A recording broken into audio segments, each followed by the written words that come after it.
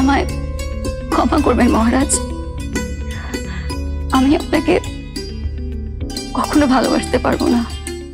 সামনের দুর্গাপূজায় টলিউডে বাজতে চলেছে নতুন চমকের ঢাক। আর সেই চমক বাংলাদেশের পরিচিত মুখ ছোট পর্দার অভিনেত্রী নওশাবা। ছোট পর্দা আর বিকল্প সিনেমার পর এবার তিনি পা রাখছেন টলিউডের রঙিন রাজ্যে। 2 বছর আগে অনিক দত্ত পরিচালিত যত কাণ্ড কলকাতাতেই সিনেমার মাধ্যমে টলিউডে অভিষেক হয় কাজী নওশাবা আহমেদের। 2022 সালেই ছবির শুটিং সম্পন্ন হলেও পরিকল্পনা অনুযায়ী 2024 সালের দুর্গাপূজায় তা মুক্তি পায়নি। অবশেষে চলতি বছরের দুর্গাপূজায় প্রেক্ষাগৃহে আসছে সিনেমাটি। মোশন পোস্টার প্রকাশ করে এ ঘোষণা দেন প্রযোজনা প্রতিষ্ঠান ফ্রেন্ডস কমিউনিকেশন।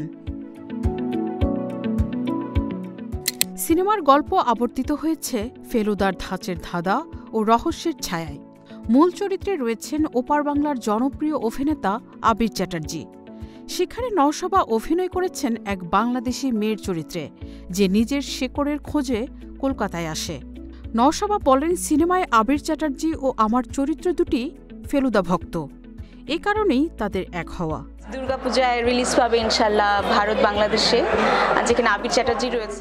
জনপ্রিয় গোয়েন্দা চরিত্র ফেলুদার বুদ্ধিদীপ্ত ঘটনা আর ধাঁধার বিভিন্ন সূত্রকে কেন্দ্র করে সাজানো হয়েছে সিনেমাটির গল্প।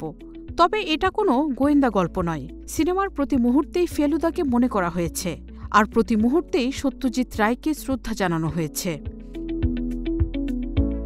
ছবিটির সঙ্গে যুক্ত হওয়ার অভিজ্ঞতা নিয়ে নওশাবা বলেন, এই কাজটা আমার কাছে একদম ম্যাজিকের মতো ছিল। হঠাৎ করে অনেকদার টেক্সট পাই, তারপর অডিশন দিয়ে যুক্ত হই। 2023 সালের সেপ্টেম্বরে শুটিং করি। এবার মুক্তি পেতে যাচ্ছে, তাও দুর্গাপূজায়।